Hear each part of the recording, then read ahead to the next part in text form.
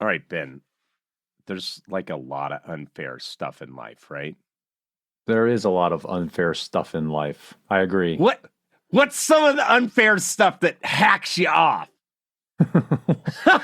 Well, I think perhaps today we're focusing on the workplace. So there's all kinds of stuff that happens. I mean, if you think back across your career, there are numerous examples perhaps that you could think of people who, get promoted who maybe shouldn't, in your opinion, or, maybe you're the person who's working really hard and the reward you get for that is more hard work and everybody else doesn't get to, yeah. You're on a team full of numbskulls, right? And meanwhile, you're like, yeah, I'm going to work real hard and get ahead. And they're like, man, we can't promote this guy. The team productivity will disappear. So what are we going to do? We're going to give him more work. That's what we're going to do.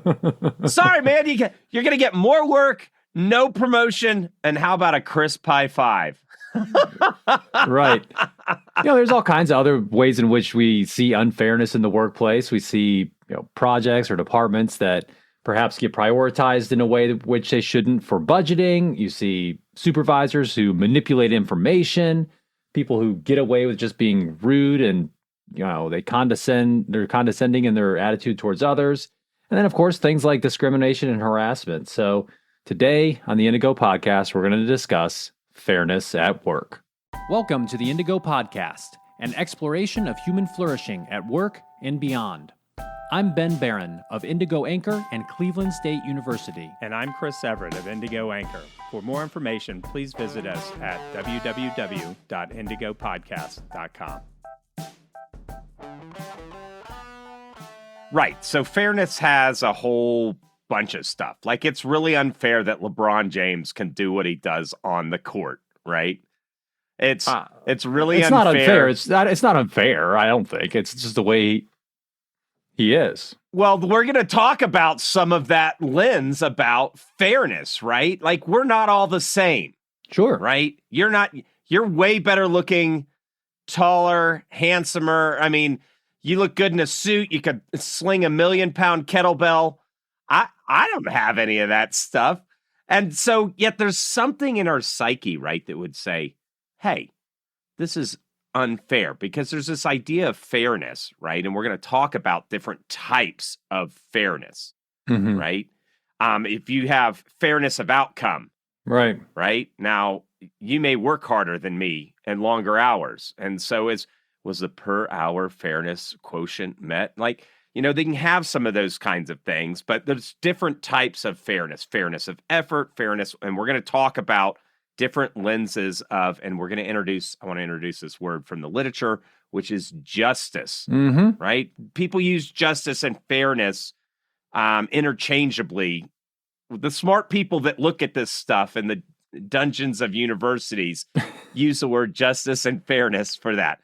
And then we're going to talk about that whole idea about outcomes of fair and unfair treatment. Like, what does this really do to society and the workplace? And then obviously we'd love to talk about implications for individuals, leaders, and organizations writ large. So let's hop into it and talk about some of these different types of fairness. And as you mentioned, in the world of organizational psychology, we typically call this organizational justice. And it has to do with perceptions of fairness.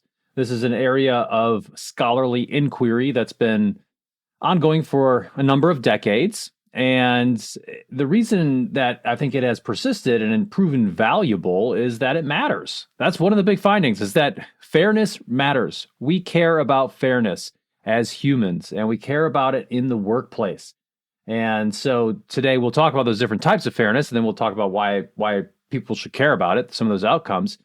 So maybe we start with some of these different types of fairness. And generally, in the academic literature at least, and I think this is also a helpful way to categorize these different types of fairness at a practical level, there are generally about 4 different types of justice that we typically talk about. And so let's hop into those. So what's the first one? All right. Distributive justice. That's right. And we've got, smart people in the field of industrial and organizational psychology will come up with, hey, what are some cool questions that let us assess if these kind of shenanigans are happening, right? Well, yeah, it's not just looking at the shenanigans. Yeah. These are a validated assessment scales. It's not always shenanigans, but smart people are like, what are a few questions we could ask to know? To assess this piece, right? To say, yes. What level of organizational justice perceptions are we seeing in this workplace, or do people tend to report?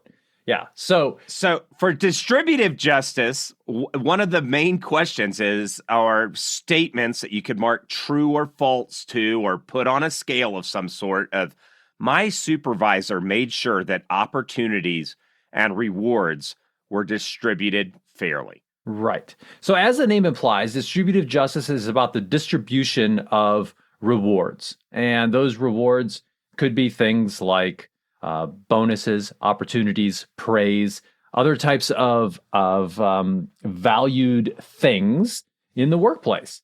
And, I think we can all think of those types of decisions that happen that we can either agree or not agree with. And, that was fair. That wasn't fair. How the maybe it's the outcome of some sort of decision about restructuring in an organization. And we could say, well, so they're putting these people over here and these people over here. That doesn't seem fair, or something like that.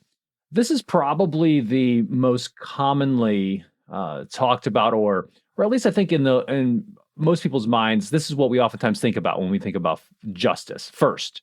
But there's it's kind of the first layer of the organizational justice onion. The thing on this is, you could think of it at broad base, like who gets cash or what, Why is this manager at the manager level in an org making more than this manager at the manager level in the org? Or sales compensation structure, commission. Hey, we get 5%. Why is he getting 7%? Yep. Well, he's the owner's kid, right? And so, okay, we give him a mulligan because he's the owner's kid. But if he wasn't, then it wouldn't be fair, right? Well, I don't know if we would give him a mulligan, but maybe I'm not a big sports ball person, so maybe we wouldn't give him a retry. That's not the right term, but we'll give him a, Well, I don't even think we would think it's necessarily fair, right? I mean, nepotism we oftentimes perceive as being unfair. But that's the exact point, is there's different things. And some people, so when we think about distributive justice, how stuff gets distributed, Ben, we were talking to somebody, just yesterday, that was talking about the difference in work from home. Some people think it's unfair that certain functions in an organization, and we saw this with some of our previous clients, hey, the backroom staff and accounting and IT can work from the house, but the manufacturing employees have to come into the office. That's not fair, or that's not justice. Or, hey, these people are really interested in promotions and all that stuff, or accolades, or a quarterly team barbecue. And this one really got my heart yesterday, Ben. I'd just like to leave 15 minutes early because it makes my commute so short so I could see my kids. Because we place different value on different types of rewards and opportunities, right? Distributive justice can be a really hard one, even for people that want to do it well. For sure. And one of the big reasons why it's so hard is that people value different things, as you alluded to. And I think your example of remote work policy is actually a very good example that's relevant right now, because obviously the past couple of years there's been a lot of turmoil and change with regard to where people are working. And as in the more recent months, organizations are trying to figure out and navigate how they persist or don't in that with regard to working from home and so forth. So that's a good example. But that's distributive justice. How different things that people value are being allocated in the organization. So we can have perceptions of fairness around that stuff.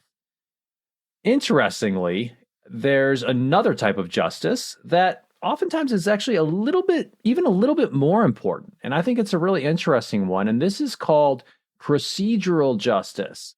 And procedural justice is all about the process or the procedures that were used to make a decision.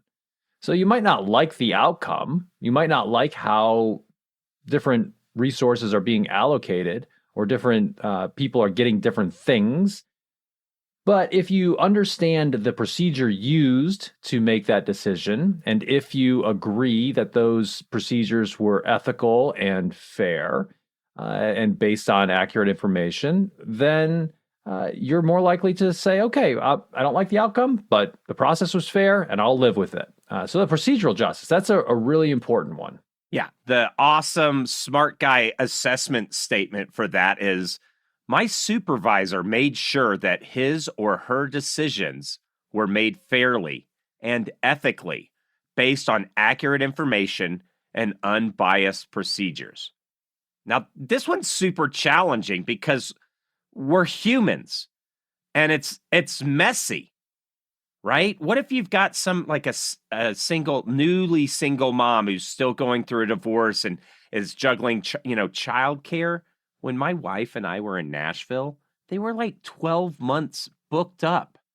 Mm-hmm. But the gestation is 9 months.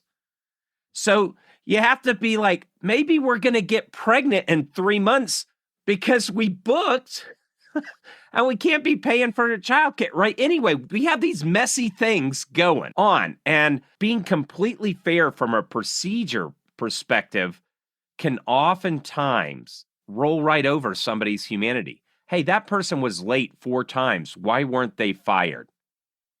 Right? We say, 3 times and you're out. And yet we know that person has challenging times. Meanwhile, the other person was late 3 times and fired according to policy, but maybe wasn't as understandable. There's like some bias and stuff that can go there. Nobody wants to work in an organization where it's by the book with no exceptions.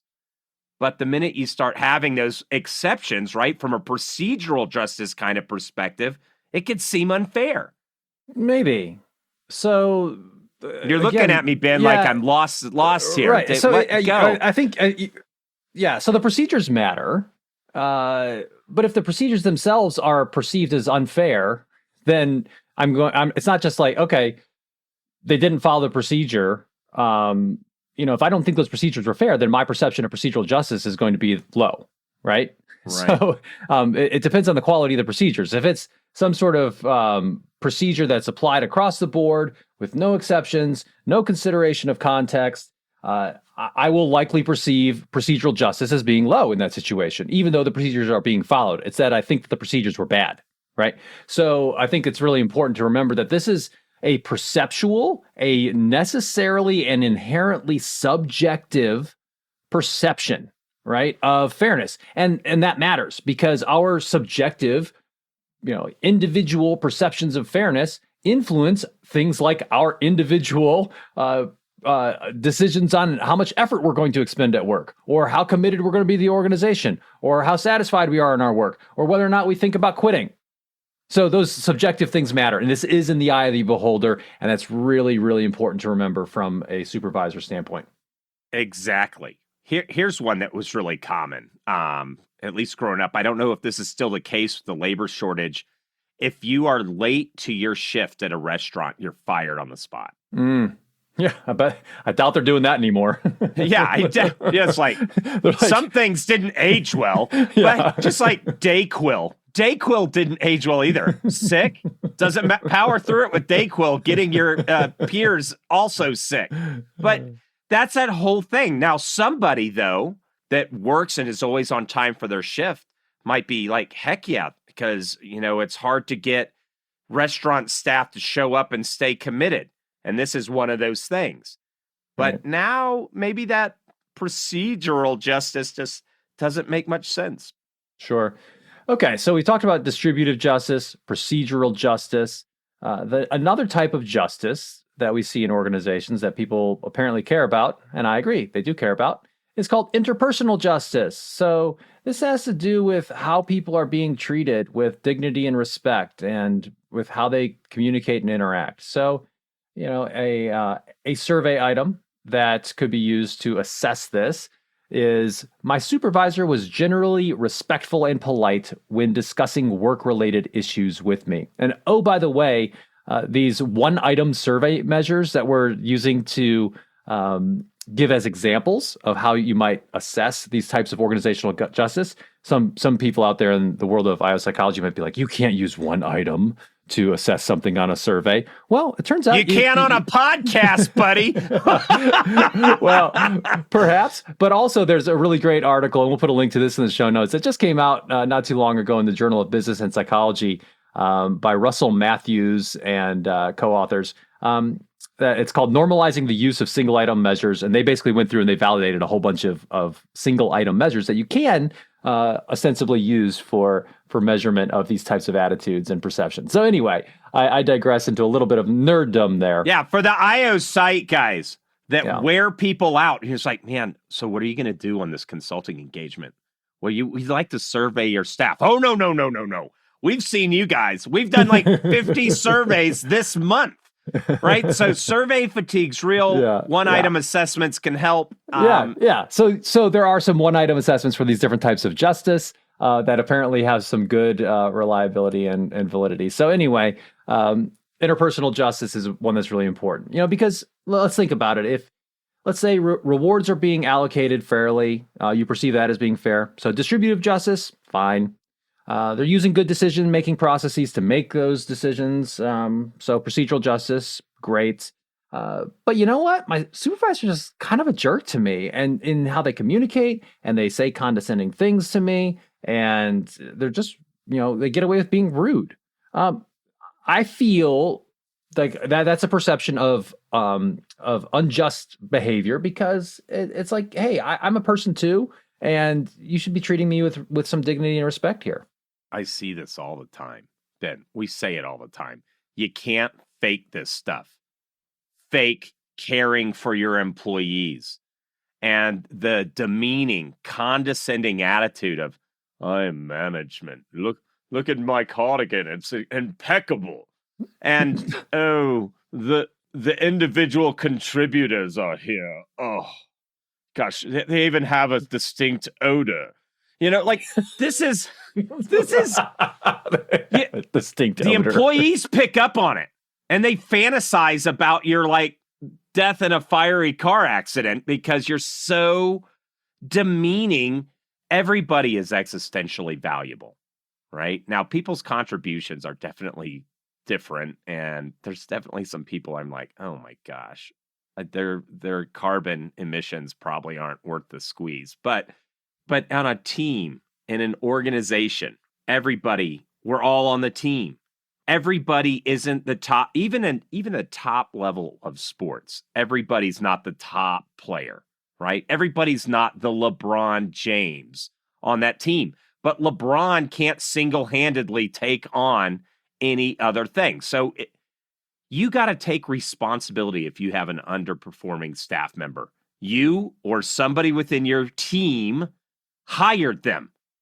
And so you owe them the base level, gosh darn it, you owe them the base level of respect as somebody that got on the team. Mm-hmm. Right? And so that doesn't mean you can't fire somebody for underperforming. You got to keep those procedural justice things going and all that kind of stuff. But there's a base level of respect that you're a cohort of humans on this planet trying to do something. Mm-hmm. And at the bare minimum, be respectful and polite to somebody, even if they've driven you up the wall and I don't know. Yeah, I think just from an attitude standpoint and an interactional standpoint, you just have to take the high road as a supervisor and model that for your team so that they treat each other with respect and politeness rather than trying to slit each other's throat and climb up the corporate ladder, right? You just don't want that. So we've talked about distributive justice, procedural justice, interpersonal justice. This last piece is what we call informational justice. And informational justice might be assessed as something that you might say, my supervisor explained decisions that affected me and my work in a thorough and timely way. So having some context for how decisions are being made, getting the information you need. Sometimes a violation of informational justice could look like, withholding information from different people on a team. It could be, not explaining what's happening and why. And that, again, feels unfair. We like to have some transparency about what's going on. and how decisions are being made. And so that's one way that we perceive fairness in the workplace. Yeah, people, it's always an interesting thing with the people that we've coached that keep their cards super close to their chest as a means of exerting power. Now, there's times where you have to, hey, you're going to have a merger and there's some legal things you can't disclose. Or, hey, yeah, tough decisions get made in business sometimes. But if you're just withholding information from people to place yourself in a place of importance or to, those kinds of things, that's a rube move, And so I think there's a couple reasons why, and we'll get into this maybe a little bit later, but violations of organizational justice by managers is not always a function of their malevolence, that they're trying to manipulate people. We want to think that they're bad so we can hate them, but they're not. But sometimes it might just be the fact that they're extremely busy. It might just be that they don't have this mindset that, they really need to communicate more than they think they need to communicate. And because of that, they could unintentionally have this consequence of a perception of unfairness. And then that can lead to a whole host of bad outcomes. So, there are a lot of things that can kind of lead to these perceptions of unfairness. One thing that's important, and we've kind of alluded to this a little bit, is, a lack of employee voice. And when we talk about voice, giving people a way to provide input when decisions are being made, listening to people, making sure, actively engaging with folks to make sure that they have a way to talk about, changes that affect them. And when people feel like they are heard, and when they are actually heard, again, it's not about just let's make them feel like they're being heard. We're not actually going to listen to them. You got to actually do this stuff. That's a good thing. So, that's another way that you can look at this fairness issue. Yeah, the employee voice thing is clutch, and something that I see over and over and over within organizations is employees will say, "You're not listening." But they're equating you're not listening for you're not doing what we think you should do, right? And giving employee voice is saying, hey, we're going to hear, we're going to understand, we're going to brief back to you, the employee body. Hey, this is what you said. Is this correct? Are we understanding it correctly? Okay, we hear you. However, sadly, we cannot go that direction. And here's why. Or we're going to choose to do this other thing. They have a voice. The reasonable employee voices will understand that you have to make leadership decisions and those kinds of things. But I want to be specific around the employee voice means really hearing them and reflecting back to them. And for employees that are angry at the evil management, as it were, them listening to you doesn't mean executing exactly what you want. Which brings us to this other piece, which is treating management different from the way you treat employees. And, Ben. Yeah, I just, this is one of those things where when there's a perception of favorites being played, that's problematic. There's a whole nother kind of area of research and a whole other topic called organizational politics. And it has a close nexus with organizational justice.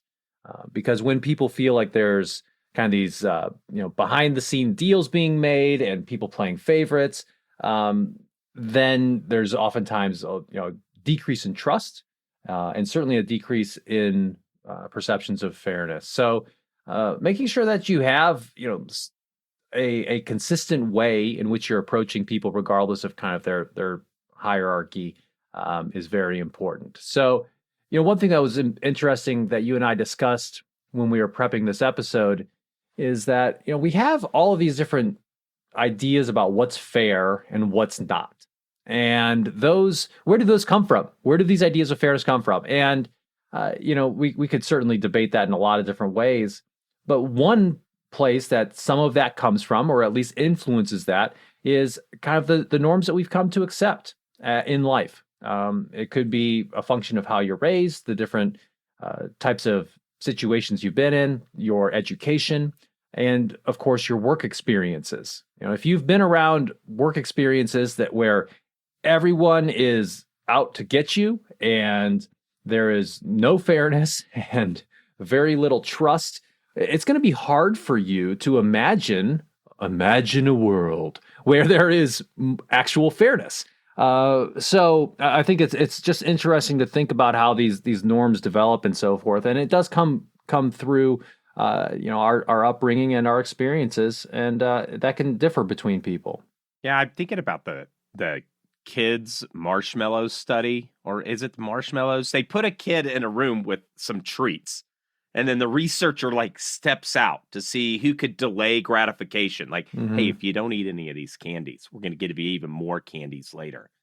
And one of the things that they found is that kids that are in an environment of abundance, where things just happen all the time, they're way more likely to be able to resist and have that kind of self-control, right? And so I say all these things to say our families and our origin, to use our Marvel Cinematic Universe stuff, our origin stories really shade our perceptions. So if we want to kind of come out of our own cognitive world for a minute and kind of imagine ourselves in a helicopter looking down, you'll see a landscape of a bunch of different people with a bunch of different perceptions. And the challenge is, as an employee or a leader within an org, and as an organization who are making policy within that environment, is to realize there's a lot of different lenses here.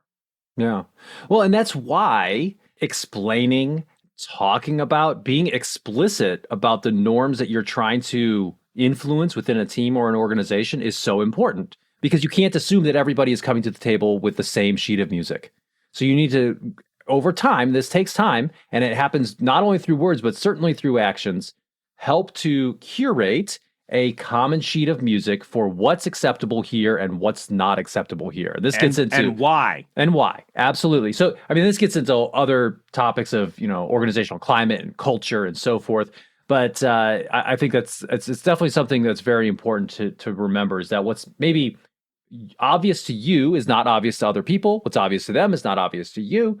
And hence, it makes a lot of sense for anyone in a leadership position to handle this with care and to make sure that they are being intentional instead of accidental in their creation of a high-performing culture and team.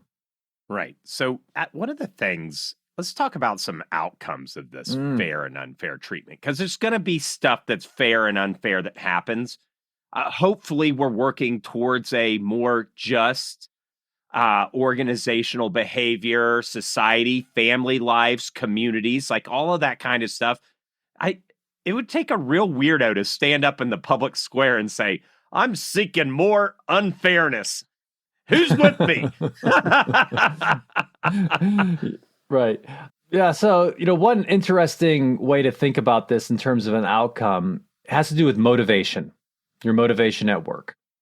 And the theory of motivation that has to do with these perceptions of fairness is something we call equity theory. And equity theory has a handful of different parts, and I think it might be helpful and interesting for our listeners just to kind of walk through these with us. So the first part of equity theory is that all of us, to some degree, hold a belief about our inputs and our outcomes. Or our outputs. So, for example, my inputs to a certain job might be my education, my experience, my effort, all those different characteristics that I bring to the table. And then I get certain outputs from that. I get a certain salary, I get some praise and recognition, other types of things that happen because of what I do at work and what I bring to that situation. So that's the first thing. I hold beliefs about that, right? The second piece is that we don't stop there. Many of us, will compare ourselves with a referent other, right? So in this situation, give me some examples. What do you think who are some people you might compare yourself with? What do you think? That I compare myself with? If you were, then I'm so you're I'm weird, so in the back of the bus that No, that's not true. But let's say you're in an organization and you're let's say you're a regular salaried employee instead of an awesome co-owner of a consulting firm, and you are looking around and you're looking at what you bring to the table and what you're getting out of it, and looking at what other people bring and what they get out of it. Who might some of those people be that you would plausibly compare yourself with? I don't. This is where I'm just really weird, Ben. Who do you compare yourself with? Well, let's say in an academic setting, I would plausibly compare myself with maybe some other people around the same experience level, right? Same stage in their careers, and say, hey, this person in my department, in my discipline, who has done maybe published a certain, same amount of articles and does a similar job teaching, I would compare myself with someone like that, right? Someone who is kind of in my, another person in my department, perhaps, or another person who has a similar background and job in another organization, right? So think about it this way, like you have an accounting background, like let's say, someone you graduated, from your master's in accountancy with, and let's imagine that you both have similar career paths. One's working at one of the big four accounting firms. One is working at the other. You might compare yourself with the other person and say, hey, this person over at this other one, they're making X, I'm making this. We both have the same amount of experience, right? That's a basic example. So that's a referent other, this other person that you're comparing yourself with. We also sometimes compare ourselves with, it could be a friend, could be who's maybe in a completely different industry. We may compare ourselves with our spouses if they're in a similar type of career, or maybe even not. We also even sometimes compare ourselves with an idealized version of ourselves. And so the point here, we don't need to get too wrapped around the axle around who you're comparing yourself with, but it's that we do make comparisons. Like we think about this in terms of our inputs and outcomes, and we think about, okay, what's going on with other people? I'm going to tell you, and this is like 2 bullets from here, why I'm wired so weird about this stuff and some of my thoughts on that. But everything you're describing is like the world over. That it is like the norm. Mm-hmm. Those comparisons things. Mm-hmm. Sure. Yeah. And we also we form beliefs about other people's inputs and outputs, right? And these could be completely unjustified. They may not be accurate, but the fact is that this is a perception-based idea of motivation. And so, I think, okay, this person over this other in a similar job, let's say that's my referent other, and gosh, they don't work nearly as hard as I do. They don't have nearly much experience, and yet they're getting paid the same amount, right? Less inputs and but the same outcomes or same outputs as me. And then I start comparing those ratios and saying, man, my inputs and outcomes are different than the inputs and outcomes of this other person. And then when I have this perception of inequity, if I have that, this last piece of equity theory suggests that when I perceive inequity, I'm going to be motivated to restore that equity. So for example, if I think that I am I have a lot more experience and a lot more, I've exert a lot more effort, but I'm getting paid the same as somebody who doesn't have as much experience and doesn't exert as much effort, I may, stop working so hard. As a basic outcome of that. I may say, well, I'm going to restore this balance of equity in the universe by not working so hard to kind of rebalance things. Or maybe I will think, okay, maybe I need to change my referent other. That's a bad person to compare myself with. The point is that when we perceive inequity in this way, we get motivated to restore that balance. Yeah, what some of the interesting stuff before I go hammer time on this other one is the outcomes of your perceptions of equity, right? So people may start to conduct counterproductive work behaviors. Right. You're like, I don't know when I'm going home, but every day I'm going to take a handful of big pens in my pocket and just steal from this organization. There's not a whole lot sitting around. We got Post-it notes and pens, so I'm going to take a handful home every day, right? Or I'm going to start undermining the mission of this organization, right? Or you're not committed. You're just doing the bare, it was like Office Space. Like, hey, well, you don't have enough flair. What? Well, the employee manual says I only need 7 buttons on my vest. I've got 7. 15 pieces of flair. 15. Yes. All right. 15 pieces of flair. And it's like, well, why would you go for the minimum? Because I don't care about working at tchotchkes. Yeah. That was the deal, right? What are some other outcomes when you perceive that fairness is off? Well, so I think one way to think about it, you can say, okay, when I perceive that there's unfairness, there are certain outcomes. The way I like to think about it is let's go back to those original ideas of justice: distributive, procedural, interpersonal, and informational. When there is a perception that those things are off, or when, depending upon my perception of the level of fairness, it influences a handful of outcomes. Things like my engagement at work, my commitment to the organization, my performance, my own stress and well-being at work. There's a lot of research looking at the outcomes of organizational justice perceptions. And this is kind of the, hey, everybody, this is why this matters, right? If we want to have high performers in the workplace, if we want people who are committed and engaged in their work, it behooves us as leaders and managers to make sure that we're doing things in a fair way and that we're doing things that will increase that perception of fairness, and doing it, not just in a manipulative way, as we always say, actually doing things that are fair. If there is a perception of unfairness, then those things tend to go down. Motivation goes down, performance goes down, more stress, less well-being. And as you mentioned, some of these counterproductive work behaviors where people may do everything from taking the Bic pen to downright sabotage to undermining other coworkers, gossiping, those types of things that are not helpful. All right, this is where I go hammer time on this thing. What if all these motivations are just wrong? And I'm not going to say 100% wrong, because there's a kernel of truth in certain stuff, but a big part of my involvement in our consulting engagements and our firm here, Ben, is that we're saying a lot of this stuff out there in the world is just not even on the same universe of where we need to be. So if you start comparing yourself, right? Let's say you have a classics experts with a degree from St. John's College who elects to teach K through 12 education. Maybe he has a PhD from Oxford as well. He's way smarter than a lot of his peers. He's a pedagogical expert. He's started the first intramural croquet team in southern Wisconsin, and he could be making $1 billion somewhere. But he's saying I want to do K through 12. What craziness to compare his salary to an investment banker's. Right, but that wouldn't be. I don't think that would be plausible anyway, right? I don't think that a reasonable person would choose in that situation an investment banker as a referent other.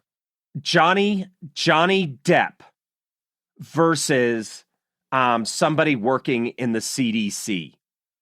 We have some comparisons that we put around fame, looks, and wealth, and that happens in the workplace, that are just the most bizarre comparisons. I live in Park City. I have somebody that's doing a great job. They're an IT professional, all that kind of stuff. And there's well, I just don't have $40,000 to redo the landscaping in my backyard. And they feel less than. And it's what? So I think what you're getting at here, and perhaps how I would react to some of that, is that, and we've done episodes on this, I believe, in the past, is that social comparison is not helpful in a lot of ways. Instead of comparing yourself with other people, it's probably more helpful to compare yourself with who you were yesterday. And are you doing better today than you were doing yesterday? Use yourself as your referent other, if that makes any sense. Because and it's not an ideal self. The idealized self, when we see this in music, right? You have a good gig, right? Because I played music professionally. You have a good gig. All your improvised solos were banging. You're like, whoa, that's how I play. That's who I am. I'm this banging person. Then you do your next gig, and it's maybe you have a slight cold, and you play horribly, and you're like, I'm trash. I'm not even worth. I should burn my guitars or donate them to somebody who's truly worthy. And neither one of those is correct. Your life is made miserable by your cognitive distortions around how things should be. Not how things could be. I could get a little bit better and maybe play a better solo next time. I could learn this extra thing. Or if I'm at a big four that's paying me less than that other big four, why am I sticking around? Right? There's that idea of like being in the driver's seat of who you are based on the options you have versus things are supposed to be fair. But things are not fair. Back to my LeBron James, and I'm not as good looking as Ben. I mean, like, I'm not jealous of Ben. I'm like, man, this is awesome. Ben looks great. He looks good on our website. I'm feeling weird over here now. And our Zoom conversations, people are like, man, these guys are super great. But I'm not jealous of how Ben looks, right? And there is literature that talks about being good looking might help you in certain situations. Like executives that look good make more money. But who cares? Right? Well, I think you might care if you're not making any money. I mean, right? That's something that we got to look at as a society, but as an individual thing, right? Here's another example. This lady I know who was in tears about, a lot of her peers did better than her. She has a special needs kids, and she kind of derailed her career path and went and got, I think it was a master's in special education because she wanted to be able to meet the needs of her child. But that set their family on a different financial trajectory, right? Mm-hmm. And was feeling bad about that. I said, wait a minute. Forget these guys. Are you and your husband happy? Oh, yeah. Well, then just work your plan, right? Look at the landscape. Look at your stuff. Look at the landscape. Right. Yeah. Well, and that's going back to my, Well, that's going back to my original point that social comparison. So part of this idea of equity theory and thinking about your motivation and so forth and perceptions of fairness has to do with the idea that, inherent in that is this idea of social comparison. And I don't advocate getting too wrapped up in social comparison. Now, some social comparison can be helpful because noticing how other people behave and figuring out, kind of what's appropriate and what's not, like that is a helpful human characteristic. But you might find a better way to do something. So right. don't close your eyes and start going on a 10-mile run, right? Right. Exactly. So it is helpful to notice what other people are doing, but you have to be careful. And when you get super wrapped up in social comparison, I think I remember now our episode that we did on this was called Keeping Up with the Joneses, I believe, and talking about, how and we also always see this curated version of what everybody's doing on LinkedIn and on, professionally or personally, we see that on Facebook and so forth. So, just be careful with that. That's where I would come down on it. I don't think we're not going to change human behavior and say, no one's ever going to compare themselves with each other. And in some situations, it can be helpful. Like if you realize, hey, I'm being paid like 50% less than all of my coworkers, like that should and we do the same amount of work and we bring the same stuff to the table. That should motivate you in a way to do something about that, I would think. Now there are some individual differences there. Some people, maybe it doesn't bother them as much. But for a lot of people, it would. And rectifying that injustice. You should do something about that. I agree. Yeah. And you should ask. Why are you guys paying me half? Right. Right? And then you decide what you're going to do from there, if you have options and choices. But the main thing is sensing your environment and then responding. And the thing that should guide how you respond is your values and who you daggone want to be. Right? And that's all this other stuff. I would say most of the stuff we see out in the world and it's just people reacting and being a sack of behaviors rather than, putting up a mast of their own integrity and idea of selfhood and setting sail with that. Sure. I agree 100% that it is that having your own core values and direction and mission in life is very important. And that's, having a strong sense of self will help with a lot of this. But anyway, good stuff. All right. So we've talked about unfairness perceptions. Maybe we should move now to some implications for people. So what do we do with this? We got all these ideas. We're with you. So what do we do? Yeah, I think at the very basic level, don't forget about the fact that individual people in organizations will be thinking about fairness in a lot of different ways. So as a manager, you need to think carefully about how your words and actions might be perceived. If you are in doubt about something, let's say you're going to make some sort of change, maybe ask a few trusted advisors. Maybe these are some trusted subordinates, even better, right? That you say, hey, I'm thinking about doing this. Can you give me a little feedback? What do you think about this? Start socializing that idea prior to making a final decision. Get that trusted input beforehand, and remember that perceptions really do matter. Yeah, work-life balance is important too for individuals. Just remember, you're not your work, but you're not only your life either, right? So the balance doesn't mean 50-50. The balance means, you're going to cut the pie, how makes sense for you and your situation in life and those kinds of things. So value your life outside of work and value your work. It can help temper some of those emotional, visceral reactions to what the heck's going on. Unfairness at work? Yeah, it's called work, buddy. I shouldn't have to show up here and work. So Another piece is just to remember that these perceptions of fairness really are a big part of what drives perceptions of organizational support. And to the degree that you can have a fair organization, people will feel that the organization cares about their well-being, that it values their contributions, and that leads to a number of great outcomes as well. One of the things in orgs is everything feels like somebody's, like it's really salient right now. And I've said in consulting engagements, wait, is anybody shooting at us? Like, this is not Afghanistan, guys, right? You can slow down. Few decisions in organizations have to be made so quickly. And this is kind of for leaders and stuff too, that you can't just pause a moment and explain the process behind them. So people can see, they're not just a victim of your decision. They get to see the whole procedural justice and everything that went in to make it. And sometimes if you're the leader and it is unfair, and be like, guys, I realize this isn't the fairest thing, but that's where we're at. And just own some of that can buy you some credibility, because sometimes unfair things happen. You can have some bad leadership at the top of the ship or something, or there's just like a structural shift. That's just the kind of stuff that happens. In academia, it becomes incredibly apparent very quickly when there is a violation of procedural justice. People will very quickly point out that, hey, process wasn't followed in making that decision.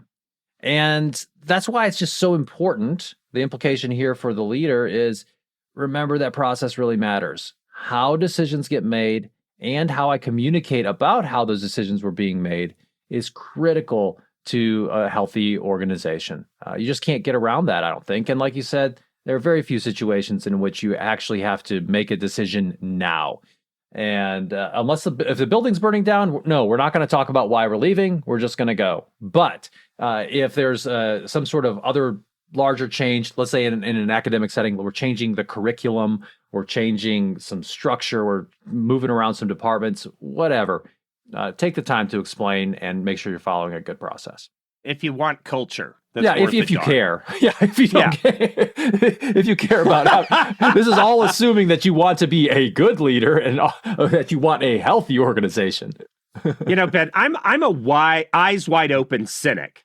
I'm gonna open the door and look at all the garbage, but then I want to plot a way to a better place, looking at the reality that's oftentimes suboptimal, right? And so for leaders, let's talk about a little bit of this, some implications for them, a little bit of the research that touches them, is that the idea is like you crawled up into management by being a jackwagon, and now you're the evil overlord helping and enabling other evil overlords to inflict pain, lack of fairness, cruelty, and no work-life balance on your minions, who are now quiet quitting in masses.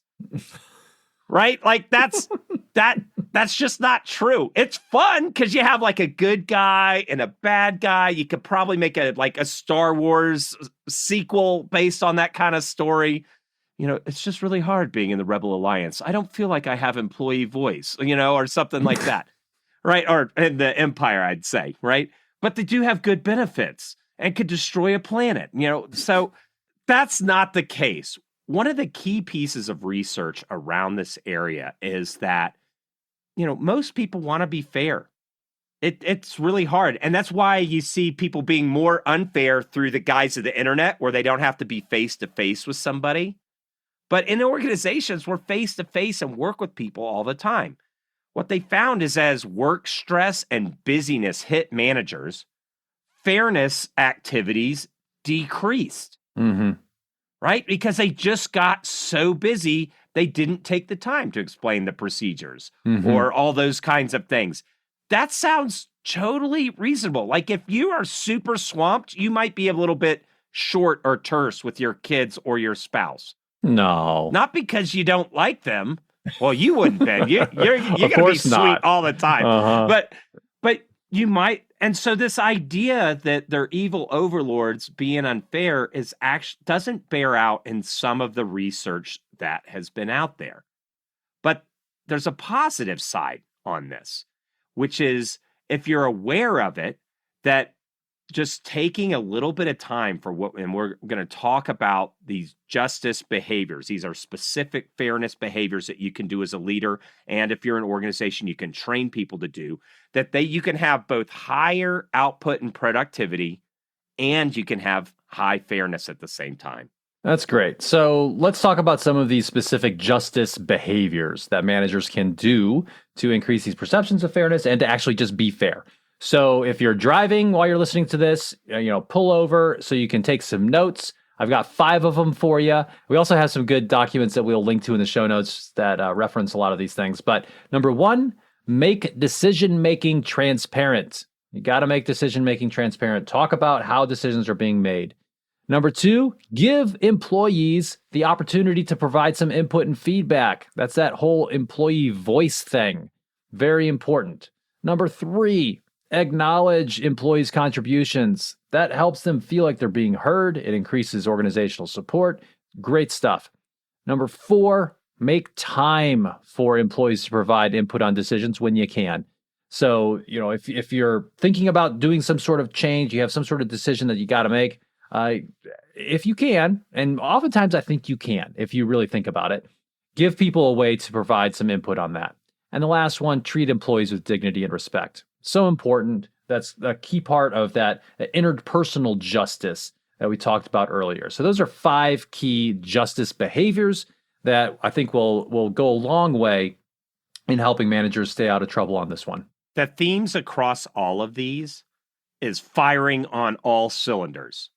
If your concept of leadership is I do the thinking, you guys do the doing, then your blind spots, your biases are all at risk and play.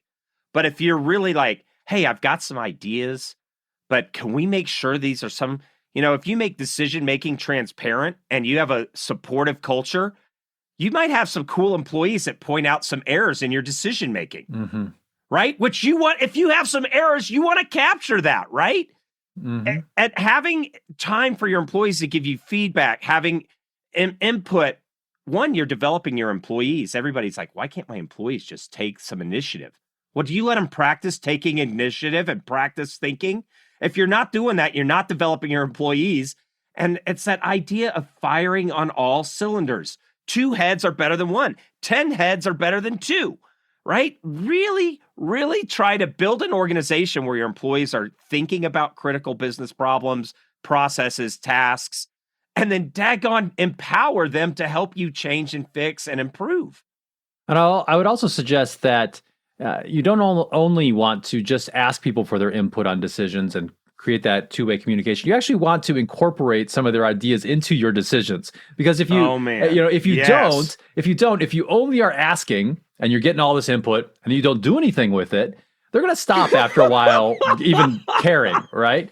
And I think this is really important because it shows this requires a level of maturity and humility as a leader. Like you said, thinking that, hey, I don't necessarily know everything. I want your input. I need your input.